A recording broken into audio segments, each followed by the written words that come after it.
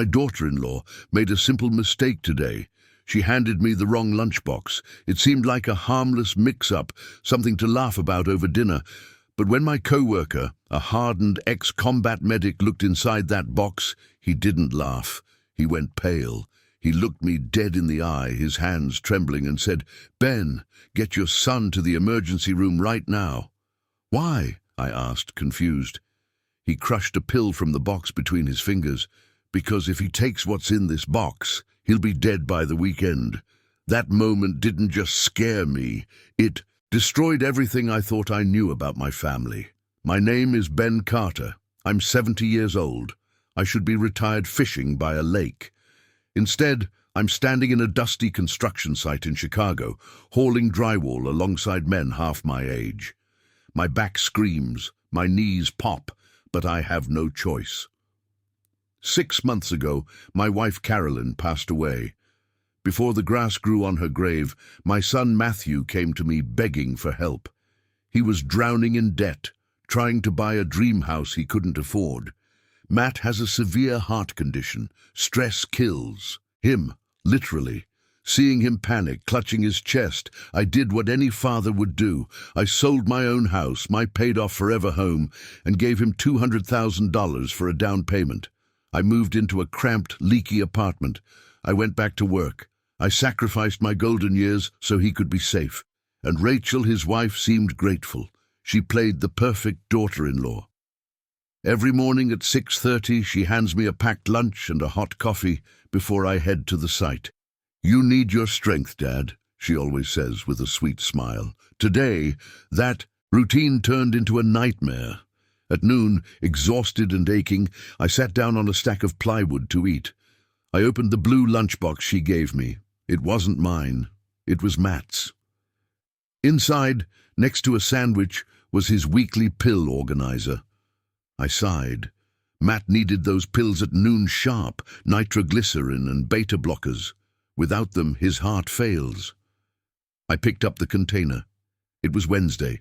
The compartment held 3 pills, 2 blue, 1 white, enjoying the 5-star dining.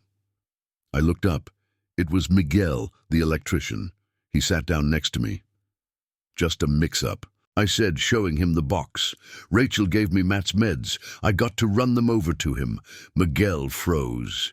He stared at the white pill. He didn't blink. "Let me see that." He took the pill. He sniffed it. Then he pulled out a pocket knife and scraped the edge. The pill didn't snap. It crumbled into fine white dust. Miguel tasted the powder on his finger and spat it out. "Ben," he said, his voice dangerously low, "what is your son taking?" "Nitroglycerin," I said. "Extended release." Miguel looked at me with genuine fear. "I was a pharmacist in the army for 10 years. Real nitroglycerin is hard. It has a coating. This," he rubbed the dust between his fingers.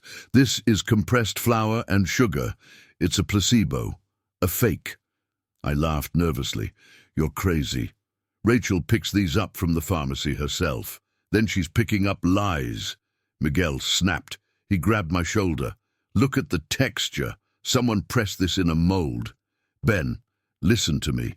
If your son has heart failure and he thinks he's medicated, but he's eating flour, his heart isn't getting help. It's shutting down." My stomach dropped. I looked at the organizer. Monday and Tuesday were empty. He had been taking these for 2 days. "If he's been off his meds for 48 hours, Miguel whispered, "he is a walking time bomb. Call him now before he drops dead." I stared at the white powder on the concrete floor. It looked innocent, but as the realization hit me, it looked like the weapon of a murder in progress. My son wasn't just sick. He was being erased. My hands were trembling so violently that I almost dropped the phone into the concrete dust. Miguel's words were echoing in my skull like a jackhammer. Dead by the weekend.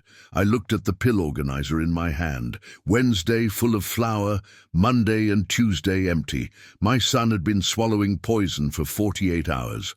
I dialed Matt first. I needed to hear his voice. I needed to know he was still breathing. The phone rang and rang and rang. Each ring felt like a countdown.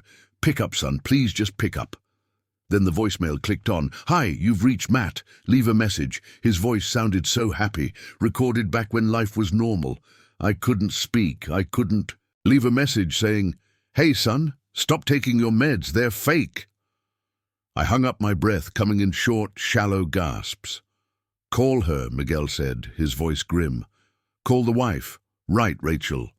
She was the one who packed the lunch. She was the one who picked up the prescriptions. I dialed her number. The phone felt slippery in my sweating palm. She answered on the second ring. "Hi, Dad," she chirped. Her voice was bright, sunny, completely at odds with the terror freezing my blood. "Did you enjoy the sandwich I used, that honey mustard you like?" "Rachel," I choked out. My voice sounded wrecked, like I'd swallowed gravel. "You sent me Matt's lunchbox." There was a split second of silence on the line, a sharp intake of breath, then chaos. "Oh my God, Dad!" she shrieked. Her voice shot up an octave, frantic and terrified. "I'm so sorry, I'm such an idiot. I realized it the moment I pulled out of the driveway. I was rushing to get Lily to school. I must have swapped them, and I'm on my way to his office right now with his actual lunch. I am so sorry." She sounded perfect. She sounded exactly like a frazzled mother making an honest mistake. For a heartbeat, I doubted myself. Could Miguel be wrong? But then I looked down at the white powder staining Miguel's calloused thumb. "Rachel, listen to me," I said, trying to channel the authority of the foreman I used to be. "Miguel is here. He used to be a medic. He looked at Matt's pills." I paused. I needed to hear her breathe. I needed to hear the truth in the silence. "He says they are fake, Rachel," I said, my voice low. "He says they are just compressed flour." The silence that followed was heavy, suffocating. I could hear the faint hum of traffic on her end. I waited for the denial. I waited for her to scream that Miguel was crazy. I waited for the panic of a wife realizing her husband was in danger. Instead, she laughed. It wasn't a villain's cackle. It was a breathy, relieved chuckle, the sound of someone who just narrowly avoided a car accident. "Oh, Dad," she sighed, her voice smoothing out instantly like silk. "You scared me half to death. Is that all? Oh, thank God. Is that all?" I repeated, stunned. "Rachel, there is no medicine in these pills." "I know, Dad," she said, her tone shifting to something confidential, almost conspiratorial. "I completely forgot to tell you. It is the new protocol.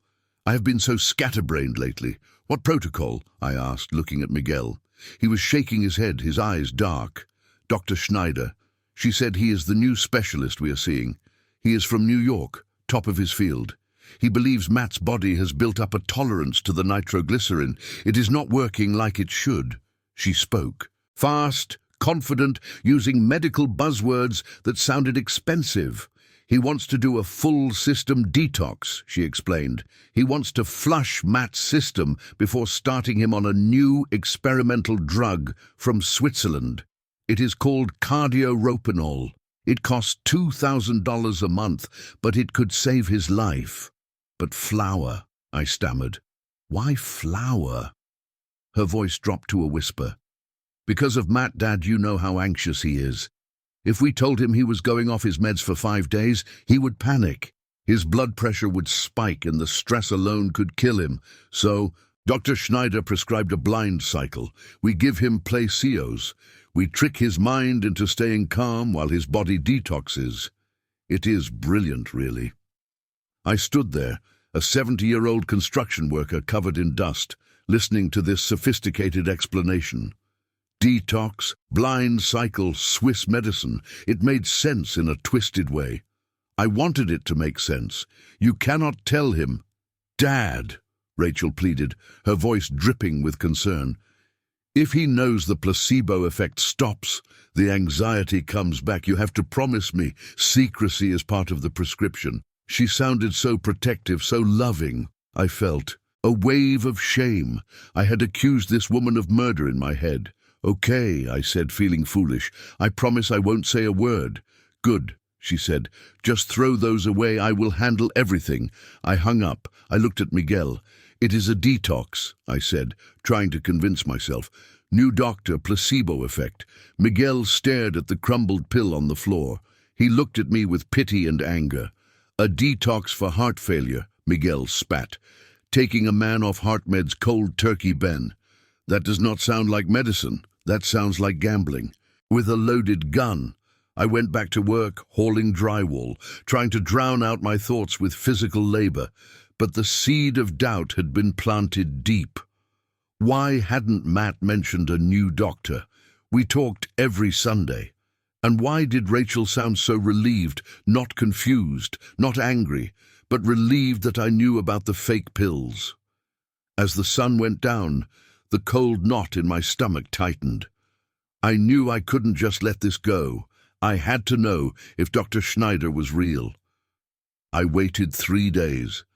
3 agonizing days of staring at the cracked ceiling of my $800 apartment, listening to the dripping faucet and the sirens wailing outside. My gut was twisting into knots tighter than any steel cable I had ever rigged. I wanted to believe Rachel. I desperately wanted to believe that the $200,000 I sacrificed, the home I sold, and the retirement I gave up had bought my son a good life with a woman who loved him. But Miguel's voice kept playing in my head like a broken record, gambling with a loaded gun. On Saturday morning, I could not take it anymore. I got into my rusted 2005 Ford pickup truck and drove north. I left the pothole streets of the south side and headed toward the suburbs. As I drove, the scenery changed. The liquor stores and pawn shops disappeared, replaced by manicured lawns and gated communities. I pulled up to the house I had paid for. It sat there like a monument to my sacrifice. $1.22 million of brick and stone, a 3-car garage, a sprawling oak tree in the front yard that probably cost more to maintain than I spent on food in a month. It was beautiful. It was perfect, and inside I feared my son was rotting away. I rang the doorbell. I did not have a key. Guests do not have keys. And that is what I was now, a guest in the house I bought. Rachel answered the door. She was wearing yoga pants and a cashmere sweater, looking fresh and rested. But when she saw me, her smile faltered for a fraction of a second. It was a micro-expression, a flash of annoyance before the mask of the beautiful daughter-in-law slid back into place. "Dad," she said, opening the door wider. "What a surprise. We were not expecting you." "I just wanted to check on Matt," I said, stepping into the foyer. The floors were polished marble. The air smelled of expensive vanilla candles. It was quiet. Too quiet. I have not heard from him since Wednesday. "He is resting," Rachel said quickly, stepping in front of the stairs as if to block my path. "The detox is really intense today. Dr. Schneider said the 3rd and 4th days are the hardest. His body is purging all the chemicals. He needs absolute quiet." I looked at her. I looked at the woman standing on the marble floor, paid for. I am his father. "Rachel," I said, my voice low and hard, "I am not going to wake him up if he is sleeping, but I am going to see him." I walked past her. I did not wait for permission. I climbed the wide carpeted stairs, my work boots heavy on the plush fabric. I felt out of place here, a rough old man in a palace, but I did not care. I reached the master bedroom door. It was closed. I turned the handle and pushed it open. The smell hit me first. It was not vanilla. It was the smell of a sick room. Stale sweat, sour breath, underlying panic. The heavy curtains were drawn, blocking out the Saturday sun. It took a moment for my eyes to adjust to the gloom. When they did, I saw him. Matt was lying in the center of the king-sized bed. He looked small. My son, who used to play linebacker in high school, who used to lift weights with me in the garage, looked like a skeleton wrapped in skin. His face was the color of wet clay. His lips had a bluish tint to them. But it was his breathing that terrified me. It was wet, rattling. Every inhale sounded like he was breathing through a straw. "Matt," I whispered. He opened his eyes. They were glassy, unfocused. It took him a moment to recognize me. "Dad," he wheezed. I walked over to the bed. I sat down on the edge, careful not to disturb him. I took his hand. It was cold and clammy, like touching a fish. I looked at his ankles sticking out from under the duvet. They were swollen, huge, puffy with fluid. I have seen that before on the job site, when guys get crushed, but I also knew what it meant medically: edema. His heart was not pumping hard enough to circulate his blood. The fluid was pooling in his extremities. He was drowning in his own body. "How are you doing, son?" I asked, trying to keep the tremble out of my voice. "Tired, Dad," he rasped. "So tired. Chest feels heavy, like there is a cinder block sitting on it." Rachel bustled into the room behind me. She was carrying a glass of water with a slice of lemon in it. "Oh, Matt, honey, you need to hydrate," she cooed, her voice dripping with exaggerated concern. She set the water down and adjusted his pillows, fluffing them aggressively. She looked at me with sad eyes. "See," she whispered, "the toxins are coming out. He is exhausted." But the doctor said, "This is the breakthrough point. By Monday, he will be a new man." I looked at Matt. He was trying to sit up to drink, but his hands were shaking so bad he spilled water on his chin. Rachel wiped it away with a cloth, shushing him like a baby. It looked caring. It looked tender, but to me, watching my son wither away while she talked about toxins, it looked like torture. I needed to know. I needed to be sure. I remembered the lie she told me on the phone. Dr. Schneider, New York, the specialist. "Matt," I said, leaning in close, "I wanted to ask you something." Rachel stiffened. I could feel her eyes boring into the back of my neck. "Dad, let him rest," she warned. I ignored her. "Matt," I said again, "how do you like this new doctor, Dr. Schneider? Is he treating you okay?" Matt frowned. It was a slow, painful movement of his forehead muscles. He blinked, trying to process the words. Who, he whispered. "Dr. Schneider," I repeated, enunciating clearly. "The specialist from New York, the one Rachel told me about, the one doing this detox therapy." Matt looked at me. Then he looked at Rachel. Then back at me. The confusion in his eyes was total. It was genuine. There was no flicker of recognition. "Dad, what are you talking about?" he asked. His voice was stronger for a second, fueled by confusion. "I do not have a doctor in New York. I saw Dr. Harrison last month. He's the only cardiologist I see. Who is Schneider?" The air left the room. The silence that followed was deafening. It roared in my ears. My heart hammered against my ribs. There it was, the truth, naked and ugly. There was no Dr. Schneider. There was no detox. There was no experimental drug from Switzerland. My son was not detoxing. He was dying. He was going into heart failure because he had not taken his medicine in 4 days. He was taking flour pills while his heart slowly gave up. I turned slowly to look at Rachel. She was standing at the foot of the bed. The mask was gone. The worried, loving wife was gone. Her face was hard, angular, cold. Her eyes were narrow slits. She was not looking at Matt. She was looking at me. And in that look, there was no fear. There was no apology. There was only a sharp, venomous warning. She stepped forward, her voice tight and controlled. "Matt, honey, you are confused again." She said, "It is the brain fog. Dr. Harrison referred us to Schneider.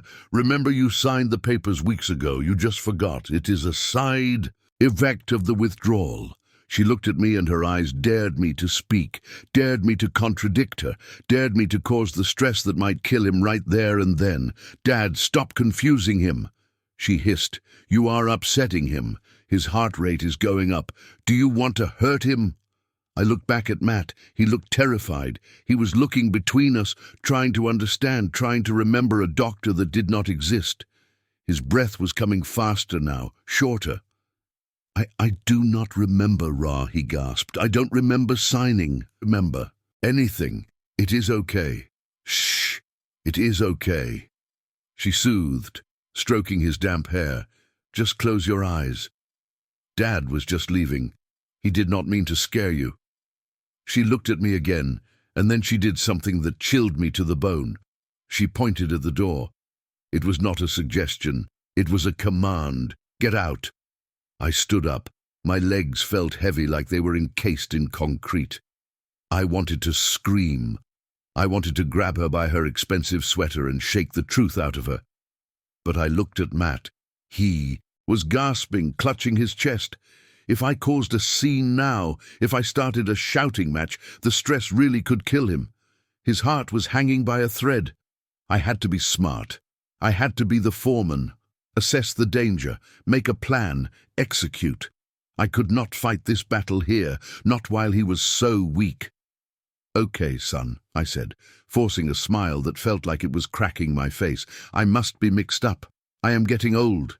You know, memory is not what it used to be. You just rest. Listen to Rachel."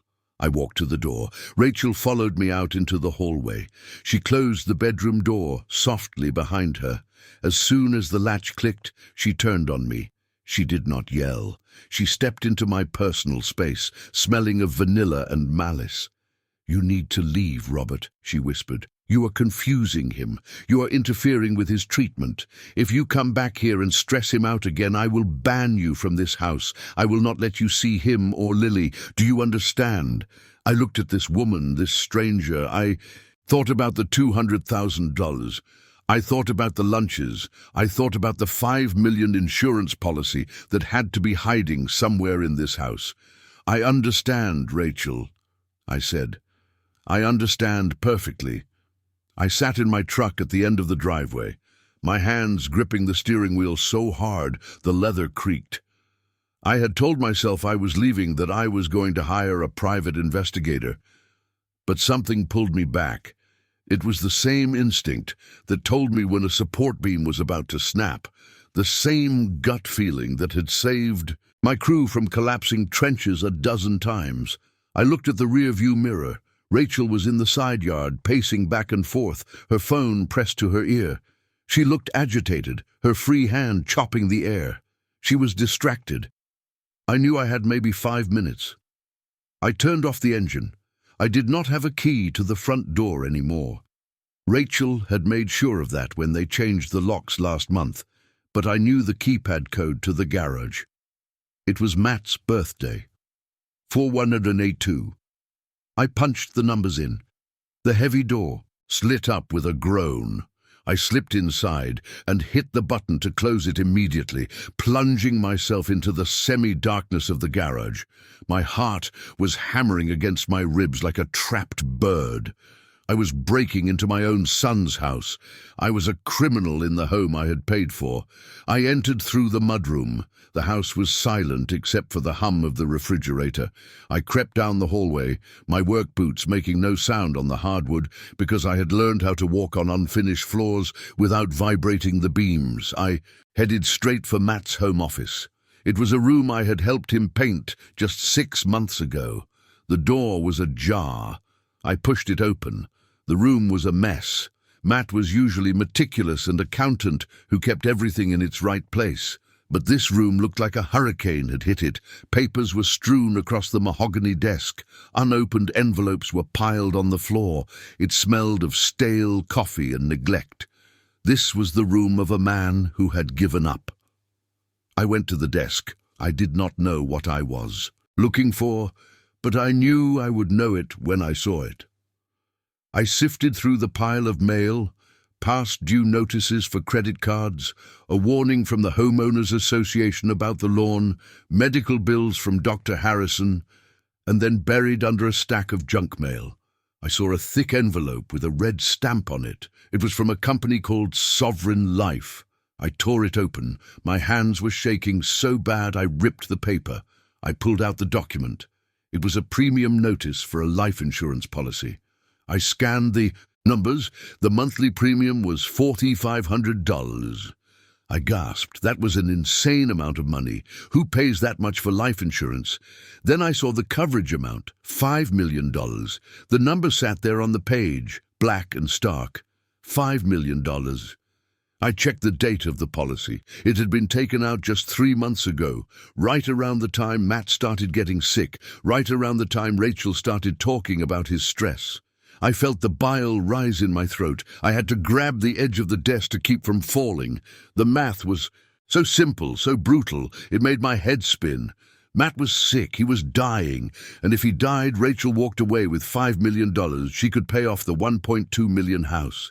She could pay off whatever debts they had. She would be a rich young widow, and the detox, the flower pills, it all fit perfectly. If Matt died of a heart attack, it would look natural. He had a history of heart failure. No one would question it. The autopsy would show his heart gave out. They would not look for poison, because there was no poison. There was just the absence of medicine. She was killing him by taking away the only thing keeping him alive. I heard the back door slide open. Rachel was coming back inside. I shoved the document back into the envelope and buried it under the stack of mail, trying to make it look exactly as I had found it. I backed out of the room, my heart thumping so loud I was sure she could hear it. I slipped into the mudroom just as I heard her heels clicking on the kitchen tile. "I hate this," she was saying into her phone. "I hate waiting. It is taking too long. I did not stay to hear the rest." I slipped out the side door of the garage, pressing the keypad to close it behind me. I ran to my truck, crouching low so she would not see me through the windows. I started the engine and peeled out of the driveway, not caring about the noise this time. I drove until I was 3 miles away, parking in the empty lot of an abandoned strip mall. I leaned my head against the steering wheel and screamed. A raw, guttural sound of pure agony. My daughter-in-law was murdering my son for $5 million. I pulled out my phone and dialed Miguel. He answered on the first ring. "Ben, where are you?" Miguel asked. "I found it," I said, my voice trembling with rage. "I found the motive. Miguel, there is a $5 million life insurance policy on Matt. She took it out 3 months ago." Miguel let out a long, low whistle. $5 million. "That is a lot of motive, Ben. That is enough to make a lot of people do very bad things. She is killing him, Miguel," I said, tears streaming down my face. "She's starving his heart to get the payout. She's going to let him die and then live like a queen on his grave. I have to go to the police. I have to tell them." "No," Miguel said sharply. "Ben, stop. Listen to me. Do not go to the police. Not yet." "Why not?" I shouted. "She is killing him because you have nothing," Miguel snapped. "You have a story about a lunchbox you threw away. You have a panicked phone call, and you have an insurance policy that is perfectly legal. Wives take out policies on husbands every day. If you go to the cops now, Rachel will spin it. She will say you are a senile old man who is confused about his son's medication. She will say the policy was Matt's idea. She will say the flour was just a baking accident. And while the cops are writing reports and doing nothing, she will finish the job. She will make sure he takes the rest of those fake pills, and he will be dead before they even open a file." I slammed my hand against the dashboard. "Then what do I do? I cannot just watch him die." "We need proof," Miguel said, his voice calm and cold. "Real proof, irrefutable proof. We need the real medicine." "What do you mean? Think about it, Ben. If she is swapping the pills, she has to have the real ones somewhere. She cannot throw them away because she needs to refill the prescription to keep up the appearance. She needs to show the pharmacy bottles if anyone asks. The real nitroglycerin is somewhere in that house. If we can find it, and if we can find the stash of flour pills she is making, then we have her. Then we have evidence of intent." "You want me to break in again?" I asked. "I want us to save your son," Miguel said, "and there is only one way to do that. We need to find where she is hiding the real drugs, and we need to swap them back. We need to put the real medicine in his organizer without her knowing. Swap them back. Yes. If Matt starts getting better while he is supposedly on the detox, it proves the detox is a lie, and it saves his life immediately. If he gets better, Rachel will panic. She will make a mistake and we will be there to catch her. But first you need to get us inside that house long enough to search it. I thought about the house. I thought about the locked doors. I thought about Rachel's vigilant eyes. I need a key, I said. I do not have a key. Then you need to get one, Miguel said, and you need to do it soon. Every hour that passes is another hour your son's heart is struggling to beat. You know her routine. You know her habits. Find a way, Ben. Be the foreman. Solve the problem. I hung up the phone. I looked at my callous hands. Hands that had built skyscrapers. Hands that had tied rebar and poured concrete. I was not a detective. I was not a spy. But for $5 million, my daughter-in-law had turned into a monster. And to defeat a monster, I had to become something scary myself. I couldn't sleep. The doubt was eating me alive. Miguel's words kept replaying in the dark. Gambling with a loaded gun. I needed to know the truth. I needed to talk to the one person who would know Matt's medical history better than anyone. I sat in my truck the next morning and called Dr. Harrison, Matt's cardiologist for the last 10 years. My hand shook as I held the phone. "Dr. Harrison," I said when he came on the line, "I am sorry to bother you. I am confused about Matt's new treatment." "New treatment?" Harrison asked, his voice professional but puzzled. "What do you mean, Ben? The detox?" I said, "Did you refer Matt to a specialist in New York, a Dr. Schneider?"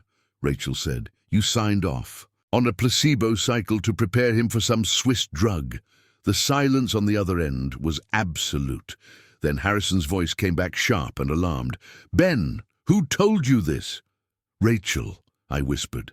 "Ben, listen to me carefully," Harrison said, his tone turning icy. "There is no Dr. Schneider. There is no detox protocol for heart failure. If Matt stops taking his nitroglycerin, his heart will fail. He could die within days. This is not a treatment. This is negligence." I felt the blood drain from my face. "But the pills," she said. Rachel came into my office. "Last Tuesday," Harrison interrupted. "She picked up Matt's refill, a 3-month supply of extended-release nitroglycerin. The copay was $400. I handed the bag to her myself. She has the medicine, Ben." The phone almost slipped from my hand. She had the cure. She had the life-saving drugs in her possession, and she was choosing to feed him flour. She wasn't just negligent, she was methodical. "Thank you, doctor," I said, my voice dead. "That is all I needed to know." I hung up. The grief was gone, replaced by a cold, hard rage. I needed to get into that house. I needed to find those pills. But Rachel had changed the locks. I couldn't just walk in. I needed a key. I drove back to my miserable apartment. I needed a plan. Rachel prided herself on being the perfect daughter-in-law. She loved to play the caretaker. I would use that against her. I would use her own fake kindness as a weapon. I set the stage.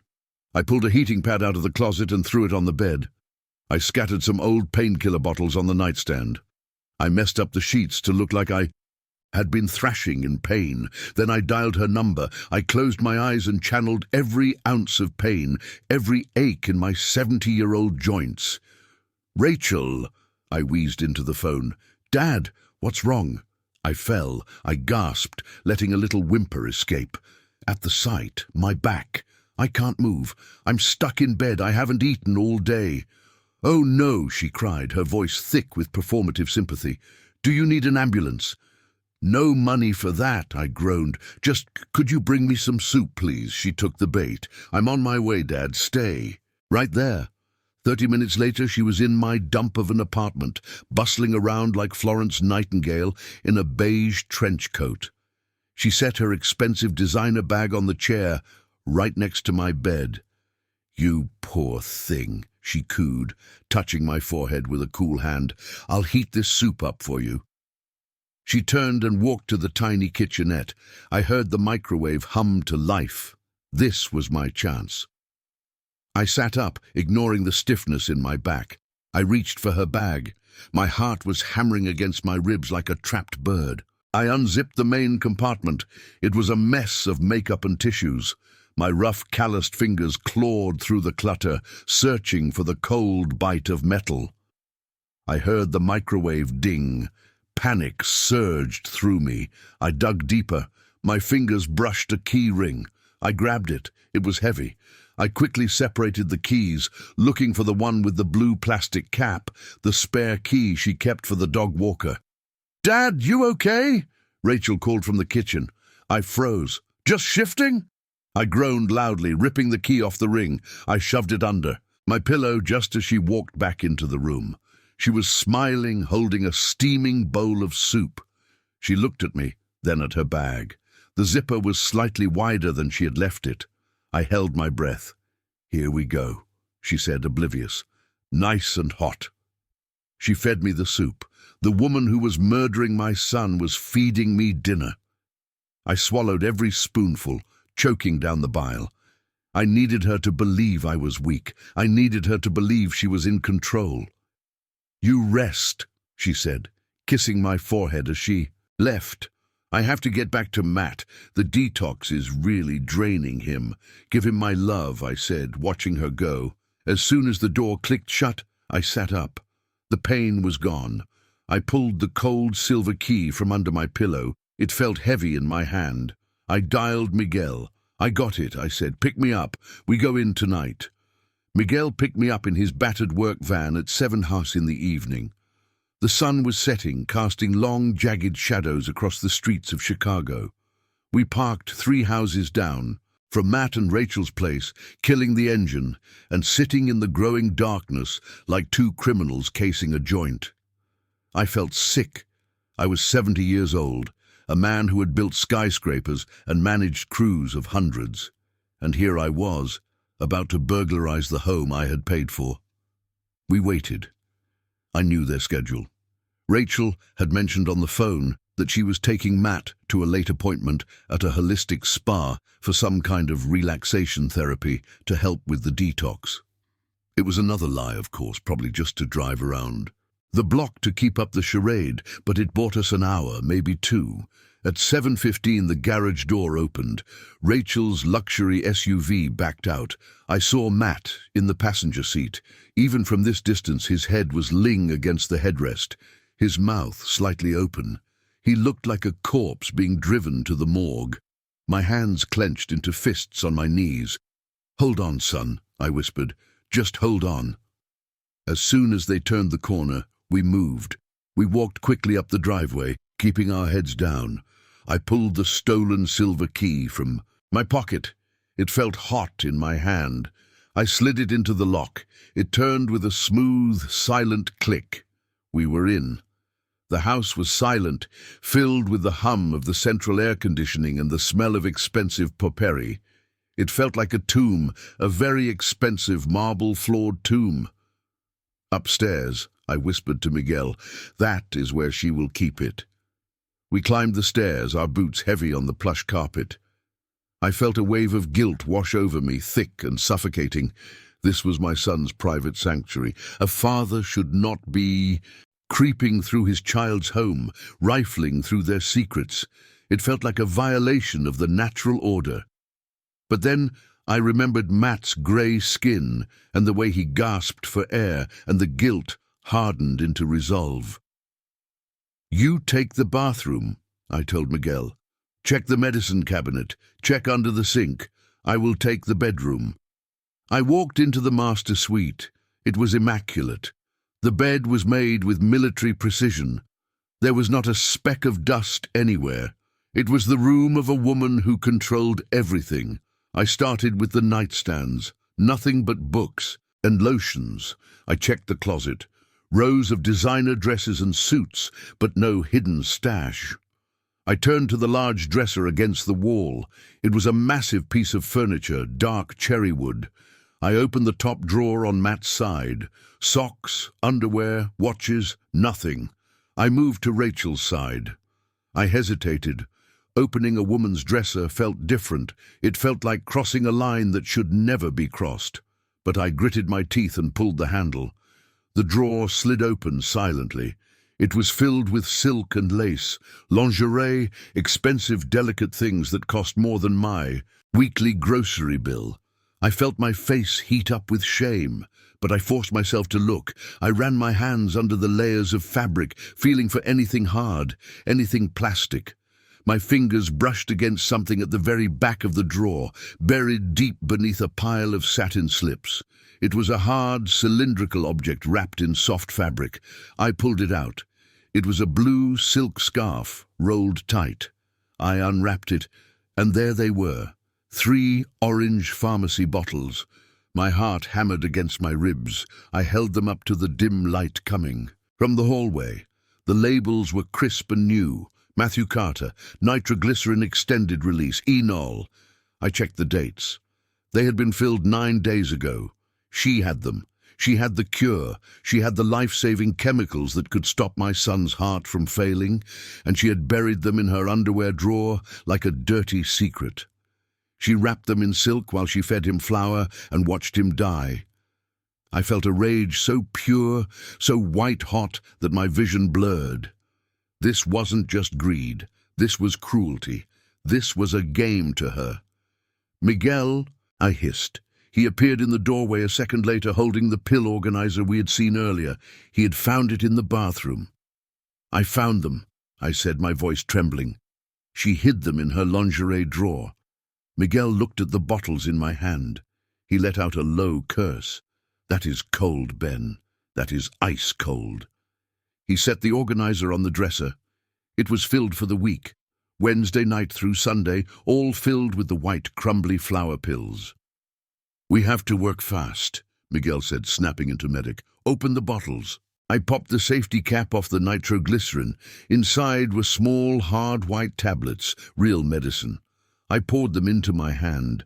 They looked identical to the fake ones at a glance, but up close, you could see the difference. These were uniform, shiny, professional. Miguel dumped the flour pills out of the organizer and swept them into a Ziploc bag he had brought from his pocket. "We are keeping these," he said. "Evidence." Then, with steady hands, we began the swap. We placed the real nitroglycerin into the slots. Wednesday night, Thursday morning, Thursday noon, we filled every single compartment with the real life-saving drugs. We did the same with the beta blockers. We replaced every single lie with the truth. When we were done, the organizer looked exactly the same as it had 5 minutes ago. But now, instead of a death sentence, it was a lifeline. "Put the bottles back," Miguel said, "exactly where you found them." I wrapped the mostly full bottles back in the blue silk scarf. I shoved them deep into the back of the drawer under the satin slips, arranging the fabric so it looked untouched.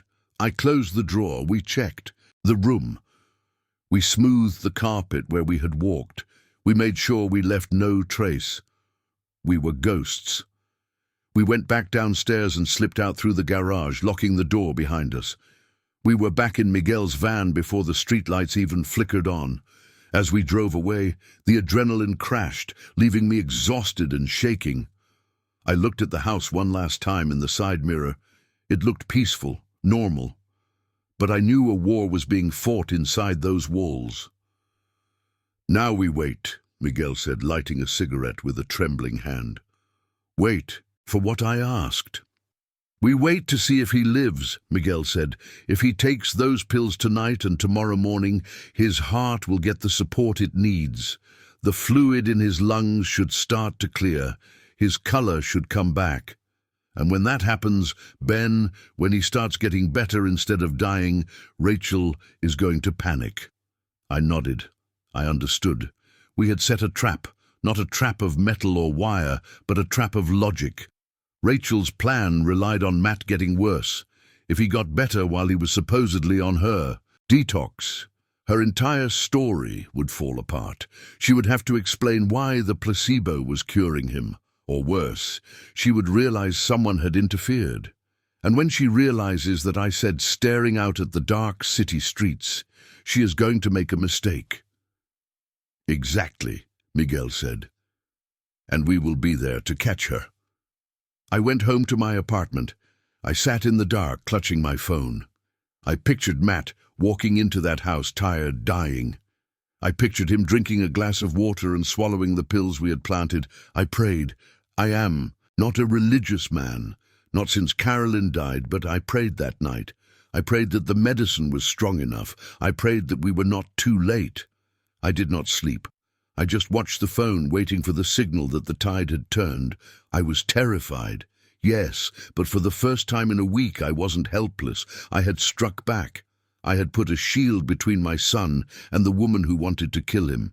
Now I just had to wait for the monster to show her true face.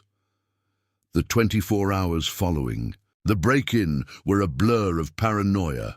I was back in my apartment, but my mind was still in that bedroom, wondering if Rachel had opened the drawer, wondering if she had noticed the bottles were shifted a fraction of an inch. I couldn't just sit there. The silence of my room felt like a coffin. On Tuesday night, unable to sleep, I drove back to their neighborhood. I parked 2 blocks away, hidden in the shadow of a large oak tree, just watching. I needed to see if the ambulance came. I needed to know if I had killed my son or saved him. That's when I saw them for the first time. Not in a photo from a private investigator, but in flesh and blood. A black SUV rolled slowly down the street. It didn't have its headlights on, just the amber parking lights glowing like the eyes of a predator. It crawled past the manicured lawns and sleeping houses until it stopped directly in front of Matt's driveway. I slumped low in my seat, holding my breath. My heart hammered against my ribs. The window of the SUV rolled down. A lit cigarette butt flicked out, sparking against the pavement. Then a man leaned out. Even from this distance, I could feel the menace radiating off him. He wasn't looking at the house casually. He was memorizing it. He was measuring the distance from the door to the street. He was calculating angles. He pulled out a phone and snapped a picture of the front window, Lily's bedroom window. A cold rage washed over me instantly, replacing my fear. These weren't just loan sharks. These were butchers. They were marking their territory before the slaughter. Then the front door of the house opened. Rachel stepped out onto the porch. She was wearing a bathrobe, hugging herself tight against the chill. She looked small, frail, nothing like the composed woman who had lied to my face. She stared at the SUV. She didn't scream. She didn't run inside.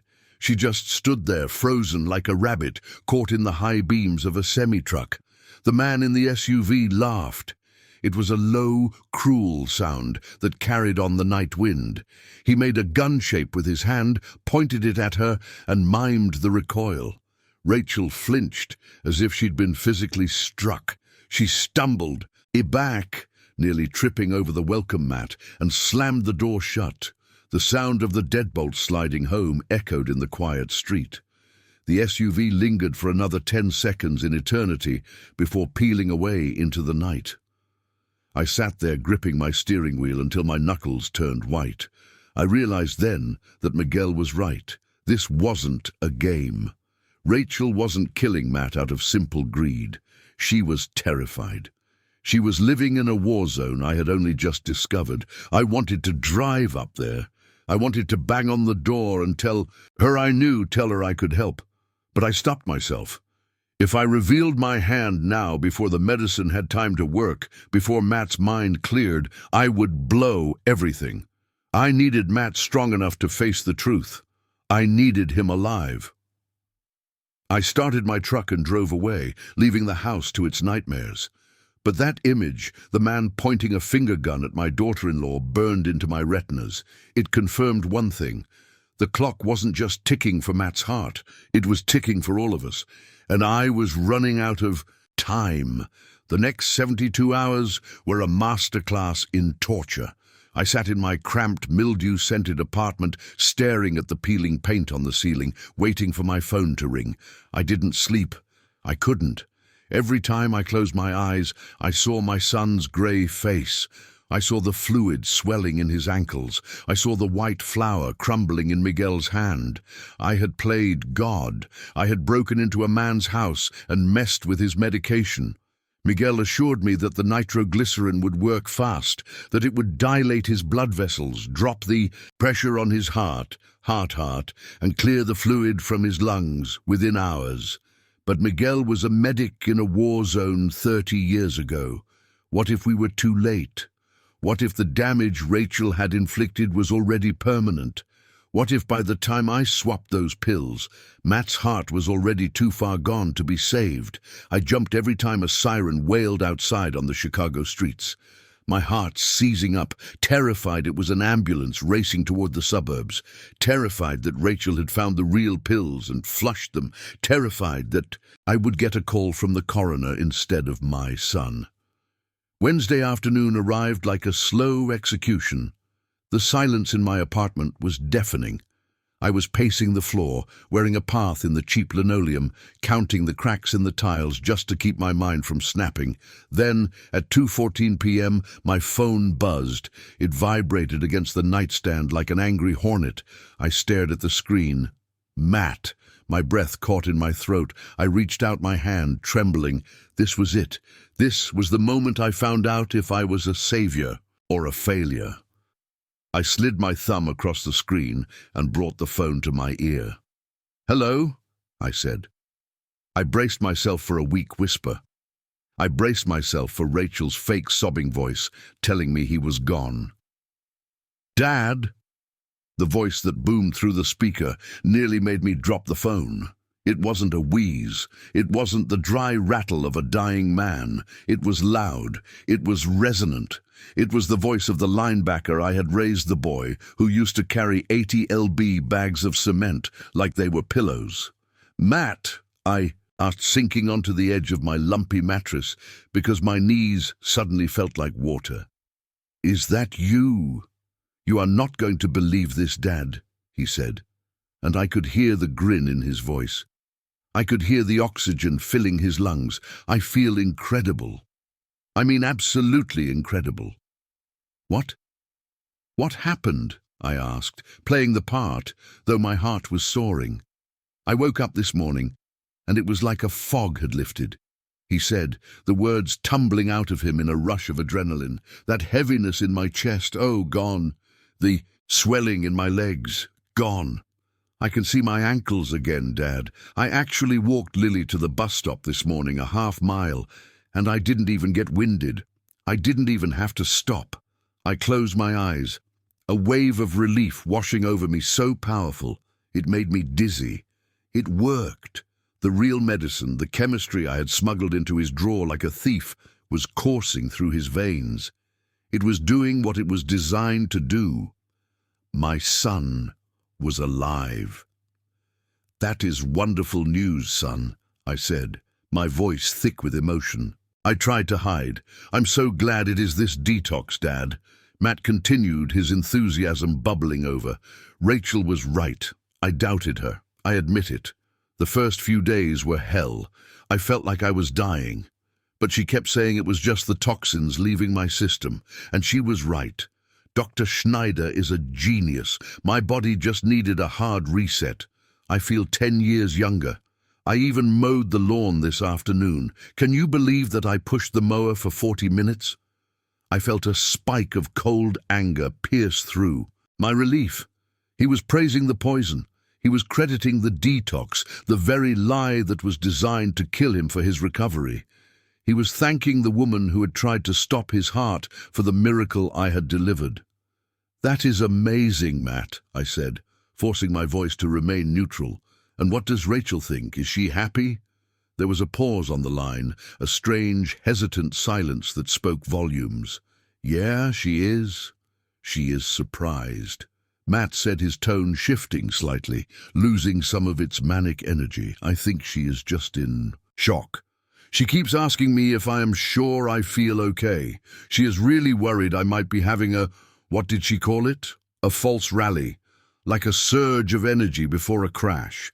She keeps trying to make me lie down, but I have too much energy. I feel like I could run through a wall." "Hey, honey," Matt shouted away from the phone, his voice echoing in their large kitchen. "Dad is on the line. I told him the detox worked. I told him I'm back." I strained my ears against the speaker. In the background, I heard a distinct crash, the sound of glass shattering on a hard tile floor. Then I heard Rachel's voice. It wasn't the smooth, confident, syrup-sweet voice of the woman who had kicked me out of the bedroom on Saturday. It was high, thin, vibrating with terror. "Matt, stop!" she shrieked in the distance. "Sit down! You shouldn't be up. Your heart, it isn't ready. You are going to kill yourself." She wasn't worried for his health. She was terrified of his life. She was watching a dead man walk. She was watching her $5 million payout mow the lawn and walk the dog.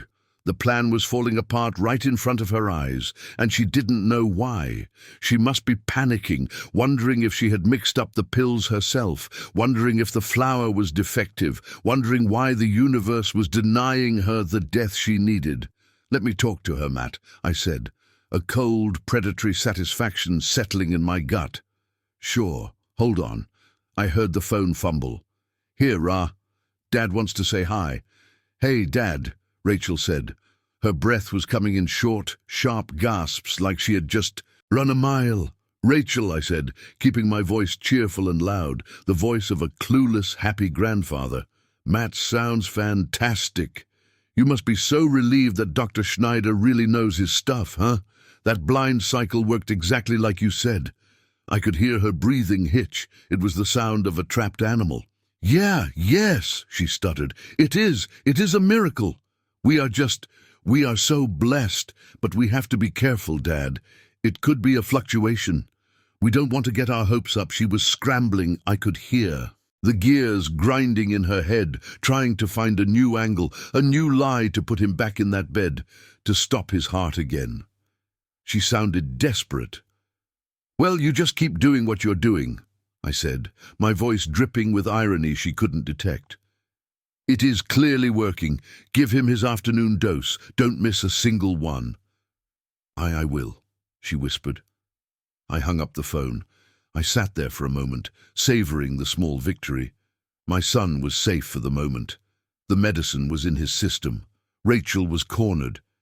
But the war wasn't over. I still didn't understand the full picture. I knew how she was doing it, but I needed to understand the why deep down. Greed was a powerful motivator, yes, but $5 million, that felt specific. That felt urgent. My phone buzzed again. It wasn't Matt this time. It was a number I didn't recognize. "Ben Carter," a growly voice asked. "Yes, this is Vance, the private investigator." My stomach tightened. I had hired Vance with the last $5,000 I had to my name. It was a gamble, throwing away my safety net, but I needed to know what was happening in my son's financial life. "I found something, Ben," Vance said. His voice was grim, devoid of the professional detachment he usually carried. "And you are not going to like it. In fact, you need to see this immediately. Can you meet me?" "I'm at the diner on 4th Street. I'm on my way." I drove to the diner in a daze. Vance was sitting in a back booth, nursing a black coffee and chain smoking, even though the no smoking sign was right above his head. He looked like a man who had seen everything and liked none of it. He didn't waste time with pleasantries. He slid a thick manila folder across the greasy table. "I dug into your son's financials," Vance said, tapping the folder with a nicotine-stained finger. "And I looked into the wife. Rachel is clean mostly. She spends a lot on clothes. Sure, keeps up appearances, but nothing criminal. But your son, Matthew." He took a drag and blew the smoke away from me. "Your son is drowning Ben, but not in a mortgage. Not in student loans." I opened the folder. It was a sea of red. Inky bank statements, credit card bills, and transaction logs. Pages and pages of transaction logs. "What am I looking at?" I asked, squinting at the rows of numbers. "Addiction," Vance said flatly. "Online gambling, crypto casinos based in Malta, sports betting apps, high-stakes poker sites." He flipped a page pointing to a series of massive withdrawals from 3 years ago. "He lost the down payment you gave him in the first 6 months. Vance said he tried to double it on a crypto scheme and lost 80%. Then he tried to win it back on sports betting. He chased his losses, Ben, and he kept digging. I felt the blood drain from my face, the $200,000, my house, my memories, my retirement gone, vaporized in an online casino while I was sleeping on a lumpy mattress. "It gets worse," Vance said, his voice dropping lower. "When the banks cut him off, when the credit cards were maxed out, he didn't stop. He went to private lenders, the kind that don't check credit scores but do check where your kids go to school. Loan sharks," I whispered. "Big ones," Vance confirmed. "A syndicate operating out of the East Side. They run the numbers for half the city. I found the digital paper trail on a burner phone account linked to his email. Threats, deadlines, pictures. He slid a glossy photo across the table. It was a surveillance shot. My son, Matt, standing in a parking lot arguing with two large men next to a black SUV. Matt looked terrified. He owes $300,000. "Ben," Vance said, "principal plus vigorous. They are squeezing him. They told him if he didn't pay by the end of the month, they were going to start taking payment in blood." I stared at the photo. $300,000. My son wasn't just bad with money. He was a desperate, cornered addict who had dragged his family into a pit of vipers. "And the insurance?" I asked, my voice hollow. Vance nodded. "That is the kicker. He took out that $5 million policy 90 days ago. Sovereign life. I checked the fine print. There is a suicide clause, Ben. It is standard. If he kills himself within the first 2 years, the policy pays nothing. Zero." I sat back the booth, squeaking under my weight. The picture was shifting. It was rearranging itself into something even more horrifying than simple greed. "So Rachel knows," I said. "She knows about the debt. She knows about the threats. She has to," Vance said. He pulled out another photo. This one made my heart stop. It was a picture of my granddaughter Lily, playing on the swing set at her elementary school. It was taken from a distance through a chain-link fence. "They sent this to Matt's phone yesterday," Vance said. Caption read, "Cute kid. Shame if she fell. They are threatening to kill his family, Ben." I felt sick. I wanted to vomit right there on the table. The pieces were clicking, together with the sound of a prison door slamming shut. Rachel wasn't just killing him for a payday, to buy shoes or a vacation home. She was killing him because there was a gun to her head, or to her daughter's head. If Matt died of natural causes like a heart attack caused by medical complications, the insurance paid out $5 million. She could pay off the sharks. She could save the house. She could save Lily. It was a twisted, horrific logic. Kill the husband to save the child. Sacrifice one life to save two. So she is doing it to pay the debt, I murmured. She is sacrificing him to save Lily. Vance shrugged. Or maybe they are in it together. Maybe he knows. Maybe he doesn't. But one thing is clear, Ben. The deadline the Sharks gave him, it's next Tuesday. I looked at the date on the calendar on the wall. Today was Friday. Tuesday was 4 days away. That was why she was panicking. That was why she was terrified when Matt started getting better. She was running out of time. If Matt didn't die by Tuesday, the Sharks would come for Lily. The detox had to work now or it was all over. I stood up, my legs felt heavy, but my mind was clear. The anger I had felt toward Rachel was still there, but it was complicated now. It was mixed with horror and pity. My son had created this mess, his addiction, his lies. He had invited the devil into his home, and now his wife was trying to pay the devil with his soul. I threw a $20 bill on the table for the coffee I hadn't touched. "Thank you, Vance," I said. "Where are you going?" Vance asked. I'm going to stop a murder," I said. I walked to my truck. I checked my phone. I had a voicemail from Matt. "Dad, pick up. I'm going to take Lily for ice cream. I feel great. This is the best day I've had in years." I listened to his happy, oblivious voice. He was celebrating his health while the executioner sharpened the axe. He was buying ice cream while his wife was probably frantically trying to figure out how to kill him faster. I realized then that I couldn't wait any longer. I couldn't play games with pill organizers and secret keys. The danger was real, and it was standing on their doorstep. The black SUV wasn't just a threat, it was a promise. I started the engine. I wasn't going back to the apartment. I was going to their house. And this time, I wasn't going to knock. I wasn't going to play the frail old man. I was going to kick the door down and force the truth into the light before the sharks came to feed. I pulled out onto the road, my tires screeching. Tuesday. I had until Tuesday. But looking at the desperation in Rachel's eyes earlier, I knew Matt might not make it through the night if I didn't act now. I was halfway to their house when my phone buzzed against the dashboard. It was Vance, the private investigator. His voice was tight, stripped of the earlier cynicism. He sounded like a man watching a train wreck in slow motion. "Ben," he said, "you need to get there now. I have eyes on the place. A black SUV just pulled up 3 houses down, no plates. 2 guys inside and they are not delivering pizza. They are watching the driveway." My blood ran cold. The sharks were circling. They were not waiting for the end of the month. They were there to intimidate, to threaten, maybe to make good on the photos they had sent. I slammed my foot on the accelerator. My old Ford groaned in protest, the engine whining as I pushed it past 70 on the suburban streets. I did not care about speed tickets. I did not care about safety. My granddaughter was in that house. My son, the idiot gambler, was in that house. And the woman who I thought was a murderer was in that house. I drove with the desperation of a man who has already lost too much. I thought about the $300,000. It was a staggering amount of money, but compared to a life, it was paper.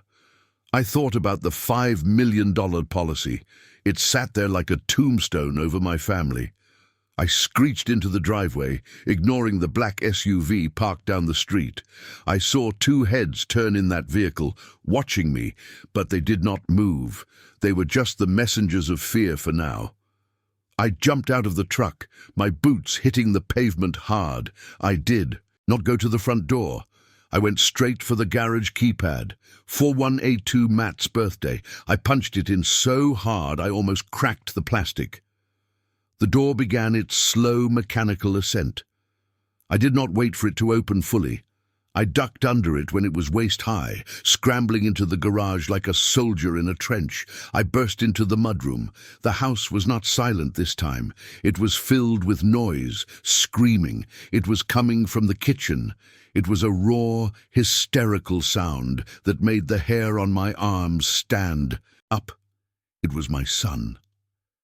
I ran down the hallway, my heart hammering against my ribs like a sledgehammer. I reached the kitchen doorway and stopped. The scene before me froze my breath in my lungs. It was a beautiful kitchen. I remembered when they renovated it. $50,000 in granite countertops, stainless steel appliances, and custom cabinetry. It was a kitchen designed for family dinners and holiday baking. But right now, it looked like a war zone. Rachel was slumped on the floor near the refrigerator, her face buried in her hands, her body shaking with violent, racking sobs. She looked broken, defeated, and Matt, my son, who just 3 days ago was on his deathbed, was standing over her. He looked vibrant. His color was good. His legs were strong. The real medicine I had swapped had done its job perfectly. He was physically healed, but mentally he was unraveling.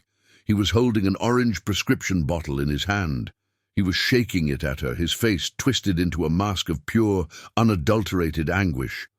"Why am I not dead?" he screamed. His voice cracked, echoing off the expensive tile. "Why am I standing here, Rachel? I took them all. I took every single one of them this morning. I stood in the shadows of the hallway, paralyzed. This was not what I expected. I expected to find Rachel force-feeding him poison. I expected to find a victim and a villain. But Matt was not acting like a victim. He was acting like a man whose plan had failed. Matt threw the bottle across the room. It smashed against the subway tile backsplash, shattering into orange plastic shards. "You promised me," he roared, tears streaming down his face. "You promised you would help me. I woke up today feeling great." I walked Lily to the bus. I mowed the lawn. My heart is beating like a drum. "Rachel, it is strong. Why is it strong?" Rachel looked up her face, a mess of mascara and tears. "I do not know, Matt," she wailed. "I swear to you, I do not know. I gave you the flour. I made them myself, just like you asked. I swapped them out." "You are lying," Matt shouted. He paced the kitchen floor like a caged animal. "You got scared. You chicken-end out. You gave me the real medicine, didn't you? You want them to kill us, and you want those men outside to come in here and hurt Lily?" I leaned against the doorframe, my world tilting on its axis. The conversation was nonsensical. It was insane. My son was screaming at his wife because she had saved his life. He was furious because he was healthy. "No, Matt, no," Rachel sobbed, crawling toward him and grabbing his leg. "I want you to live. I never wanted to do this, but I did what you said. I swear I emptied the capsules. I filled them with flour. I hid the real ones in my drawer. I do not know why you are getting better. Maybe your heart is just too strong." "Too strong," Matt laughed. It was a manic, terrifying sound. "My heart is garbage. It has been garbage for 10 years. It should have stopped 3 days ago. That was the plan. Natural causes a heart attack in my sleep. The insurance pays out. You pay the sharks and you and Lily are safe." That was the deal, Rachel. He grabbed a heavy crystal vase from the island and hurled it at the wall. It exploded, showering the pristine kitchen with glass. "Now look at me," he yelled, spreading his arms. "I am healthy, I am alive, and because I am alive, we are all dead. The deadline is Tuesday, if I am not in the ground. By Tuesday they are coming for Lily. Do you understand that? They sent me a picture of her at recess. I stepped into the light. My heavy work boots crunched on the broken glass. The sound cut through their screaming match like a gunshot." Matt froze. Rachel gasped, pulling herself up against the cabinets. They both looked at me. Their eyes were wide, terrified, like children caught playing with matches while the house burned down. "Dad," Matt whispered. His face went pale, not from sickness, but from shame. I did not say a word. I walked to the center of the kitchen. I reached into the deep pocket of my canvas work jacket. My hand closed around the Ziploc bag Miguel had given me, the bag filled with the white, crumbly flour pills we had removed from the organizer. I tossed the bag onto the granite island. It landed with a soft thud, sliding across the polished surface until it stopped. "Right in front of Matt. Are you looking for these?" I asked. My voice was low, steady, dangerously calm. The silence in that kitchen was heavier than any steel beam I had ever lifted. The Ziploc bag of flour pills sat on the granite island like a grenade that had already gone off, leaving us in the wreckage. Matt stared at the white powder, his chest, heaving his face, a mask of absolute devastation. He didn't look like a man who had been saved. He looked like a man who had just watched his last lifeboat sink.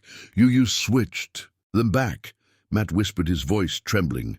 "You broke into my house and switched them back. I saved your life, son," I said, my voice hard. "And you are standing there screaming because you are still breathing. Explain that to me. Explain to me why my son wants to die so badly. He is yelling at his wife for not killing him." Matt collapsed. It wasn't a slow slide this time. His legs just gave out. He hit the floor hard, his knees crunching on the broken glass from the vase he had thrown. He didn't seem to feel the pain. He put his head in his hands and let out a sound that I will never forget.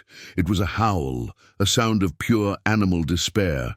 "It wasn't her dad," he sobbed, rocking back and forth. "It wasn't Rachel. She didn't want to do it. I made her."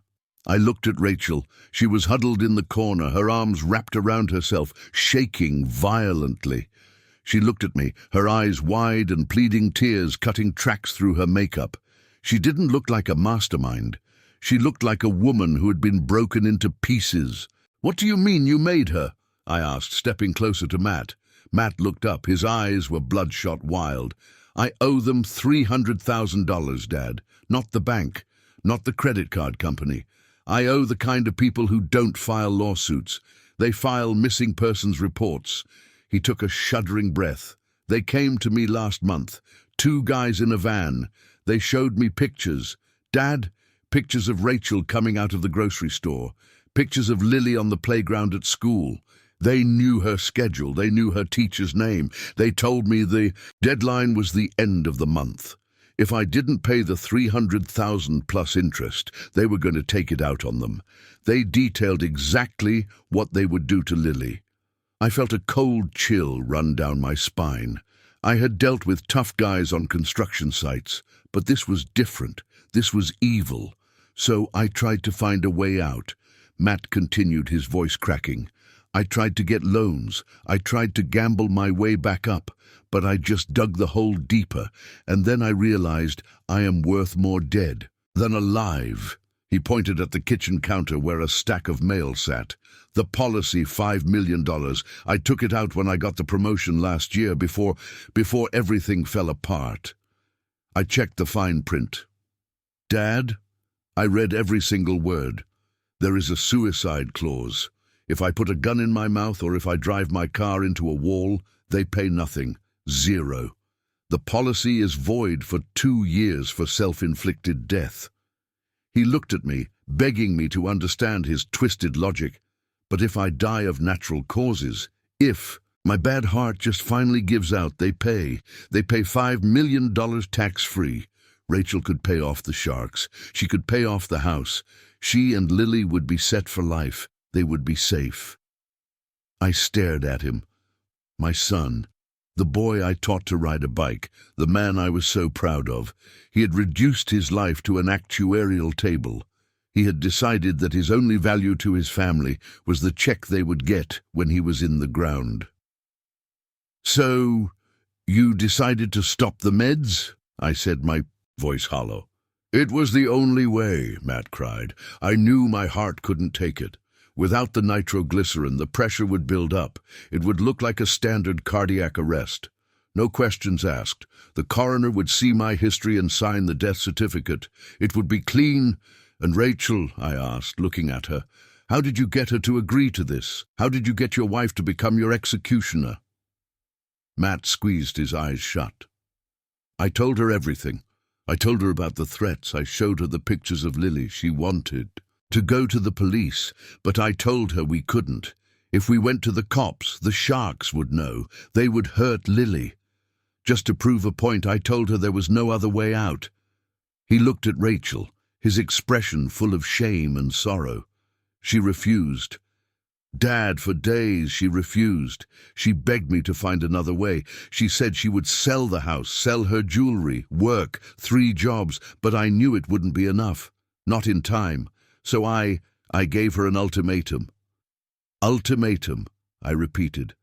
I told her, if she didn't help me do it quietly with the pills, I would go find the sharks myself. I told her I would provoke them. I told her I would make sure they killed me in the street.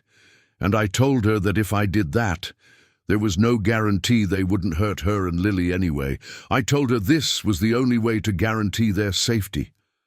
I forced her hand, Dad. I monstered her into it. Rachel let out a sob that sounded like something tearing. I did not want to. Ben, she wailed, I swear. I measured the flour. I cried every time I filled those capsules. Every time I handed him that lunchbox, I felt like I was dying inside. But he said it was for Lily.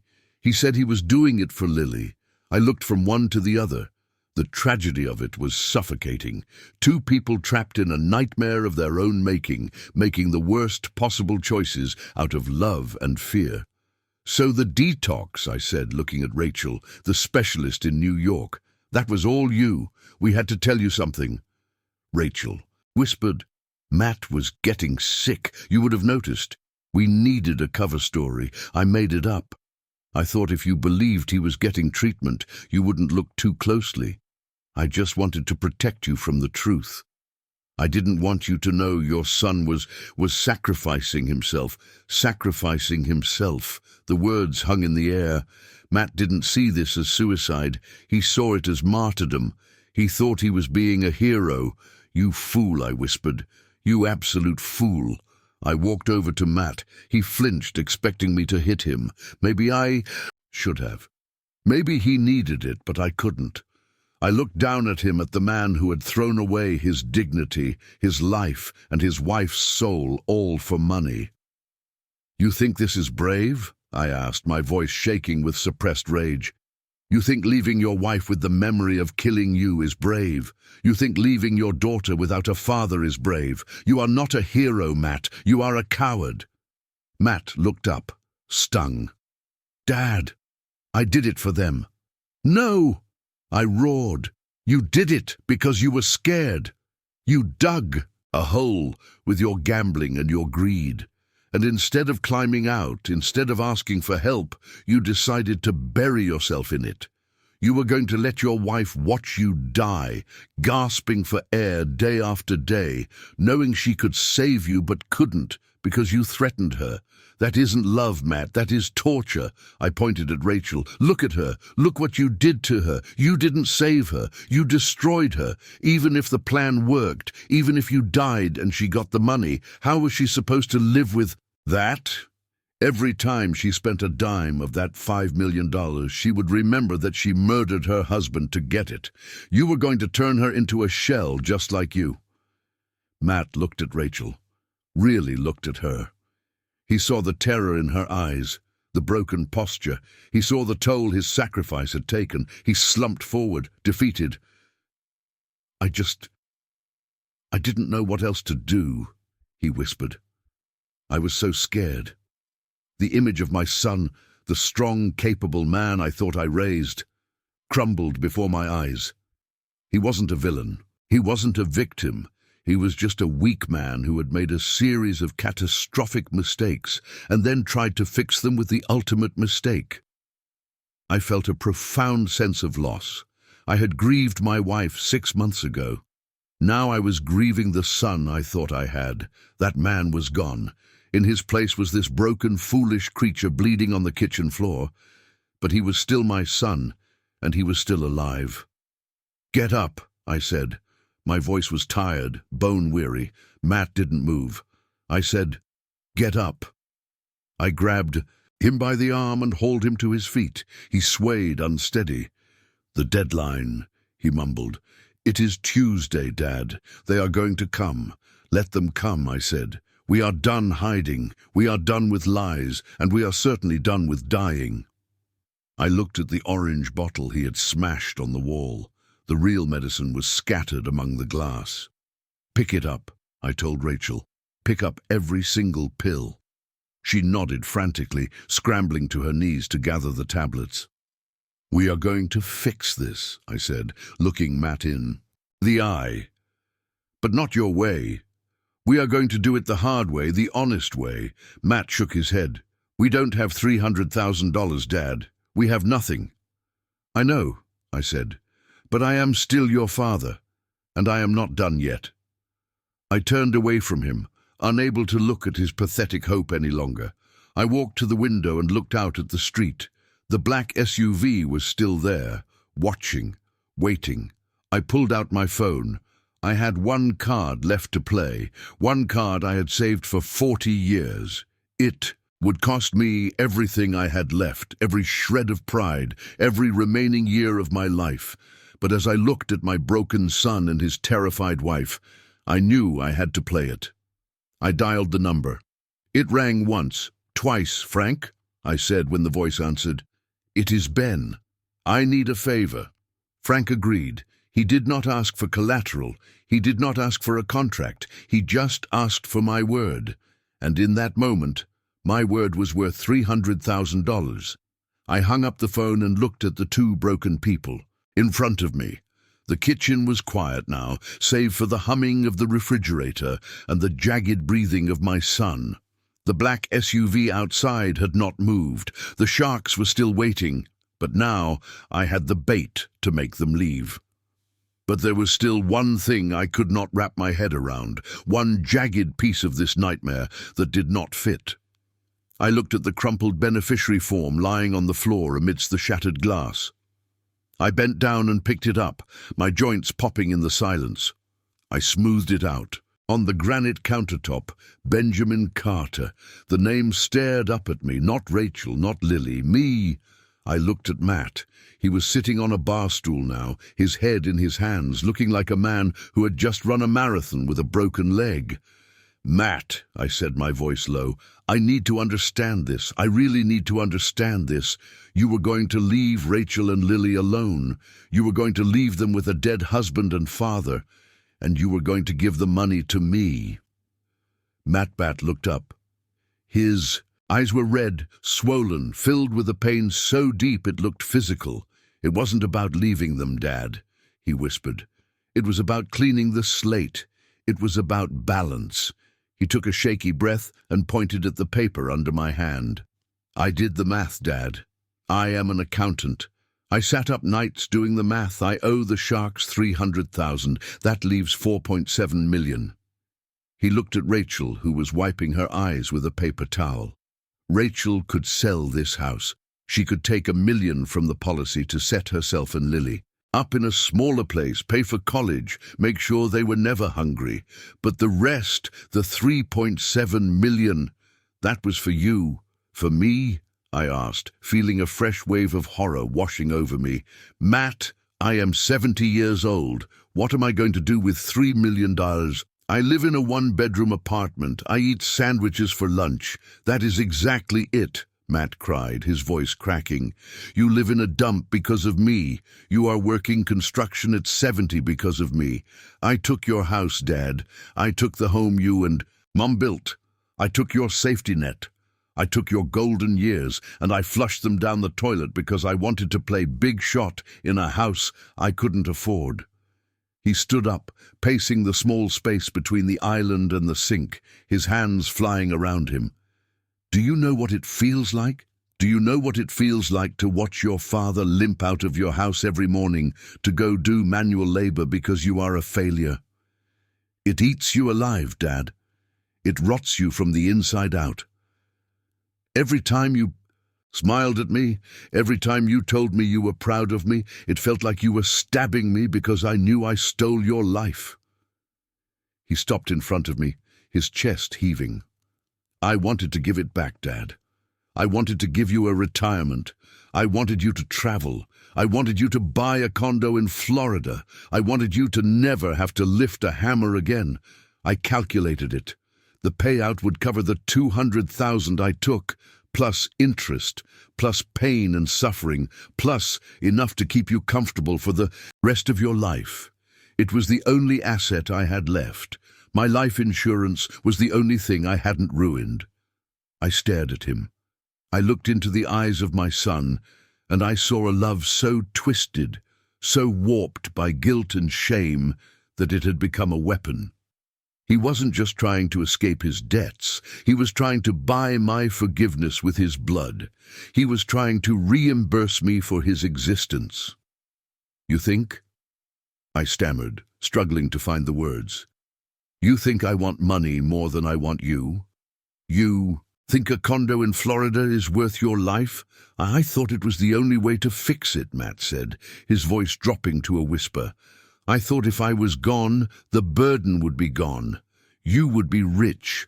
Rachel would be safe. The Sharks would be paid.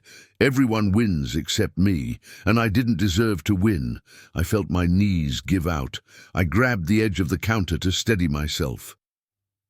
This was the true horror.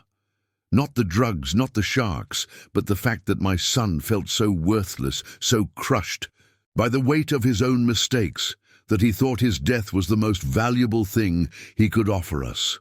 He had commodified his own suicide. He had turned his death into a transaction to balance the books. It was the most foolish, stupid, heartbreaking thing I had ever heard. I looked at Rachel.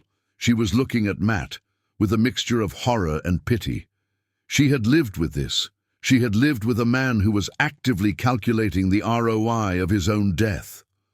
Matt, I said, my voice shaking, you are an accountant. You are good with numbers, but you are an idiot with people.